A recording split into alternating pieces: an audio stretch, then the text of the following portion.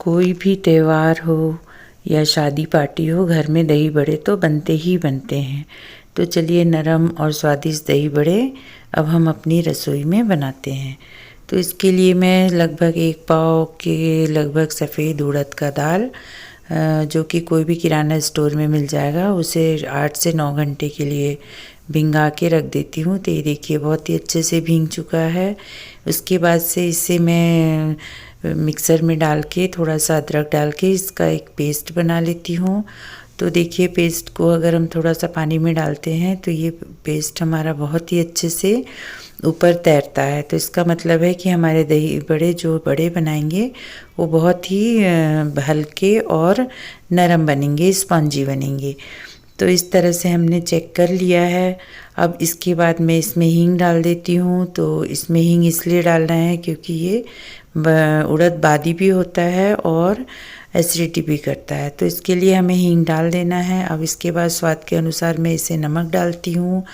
तो नमक को डालने के बाद इसे अच्छे से पेस्ट को फेंट लेते हैं, जिससे ये और भी स्पंजी बड़े बनेंगे इससे।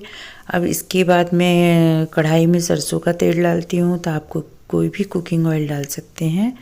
और इसके बाद पेस्ट को हमें भजिया की तरह तेल में डालते जाना है। तो इस तरह से हमारा बड़े का जो पेस्ट है वो भजिया की तरह से आप इसे तल लीजिए और बहुत ही फटाफट ये बनता है, बहुत ही स्पंजी बनता है।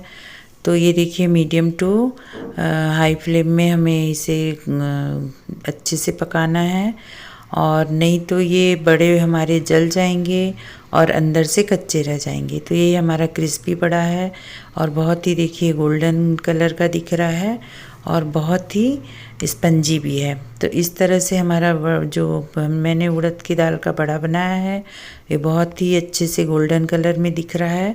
तो ये पक गया है अंदर से भी और बाहर से भी। तो इसे अब हम एक प्लेट में निकाल लेते हैं। तो ये देखिए सारे बड़े मैं एक प्लेट में निकाल देती हूँ, और ये प्लेट में निकालने के बाद इसके ऊपर फिर हम गार्निश करेंगे। तो बड़े हमारे रेडी हो चुके हैं। अब इस बड़े को मैं गर्म पानी लेती हूँ और उसमें नमक डाल देती हूँ और उसको इसमें थोड़ा देर के लिए भिंगा देती हूँ। तो जब आप बड़े को इसमें भिंगा देते हैं तो बड़ा हमारा बहुत ही ज़्यादा सॉफ्ट हो जाता है और नरम हो जाता है। तो ये देखिए इसे आप मही में भी भिंगा सकते हैं और इस तरह से गर्म पानी में नमक डाल के भी भिंगा सकते हैं। तो देखिए बड़ा कितने अच्छे से तैर रहा है। अब इस बड़े को हमें इस तरह से इसका पानी निकाल देना है।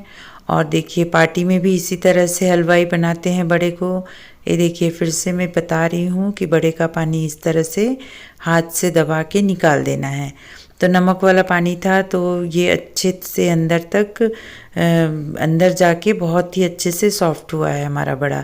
अब इसके बाद मैं मीठे दही को अच्छे से फेंट लेती हूँ और उसके बाद चम्मच की सहायता से इसके ऊपर मैं पहले दही से बड़े को गार्निश करती हूँ। तो ये देखिए मीठा दही है, दही खट्टा नहीं होना चाहिए, और अब घर में बनाते हैं वो दही रहे तो और भी ज़्यादा अच्छा है। तो इस तरह से मैं पूरे दही को बड़े के ऊपर गार्निश करती हूँ। इसके बाद मैं इसके ऊपर इमली का चटनी है वो डालूँगी। तो इमली की चटनी को भी मैंने घर में बनाया है। तो ये देखिए बहुत ही अच्छे से बड़े को मैंने दही से गार्निश कर लिया है। अब इसके ऊपर इमली की मीठी चटनी को मैं डालती हूँ। तो इस इमली की चटनी को भी मैंने घर में ही बनाया था। तो ये देखिए बहुत ही अच्छे से इसे भी गार्निश करते हैं और देखिए कितना अच्छा दिख रहा है ये। तो इस तरह से आप भी इसमें इमली का चटनी डाल दीजिए। और फ्रेंड्स यदि यूट्यूब चैनल पे फर्स्ट टाइम है तो प्लीज़ आप इसे सब्सक्राइब कीजिए, लाइक कीजिए और कमेंट्स करके बताइए कि रेसिपी आपको कैसी लगती है। अब इसके ऊपर मैं चाट मसाला डालती हूँ। उसके बाद उसके ऊपर मैं लाल मिर्ची पाउडर डालती हूँ। तो इससे इस बड़े का स्वाद और भी बढ़ जाता है। और फिर इसके बाद मैं इसमें नमक भी ऊपर से थोड़ा सा डालती हूँ। और इसके बाद आप धनिया का चटनी भी बना के डाल सकते हैं या धनिया को बारीक काट के डाल सकते हैं। तो मैंने धनिया की पत्ती को बारीक बारीक काट के डाल दिया है।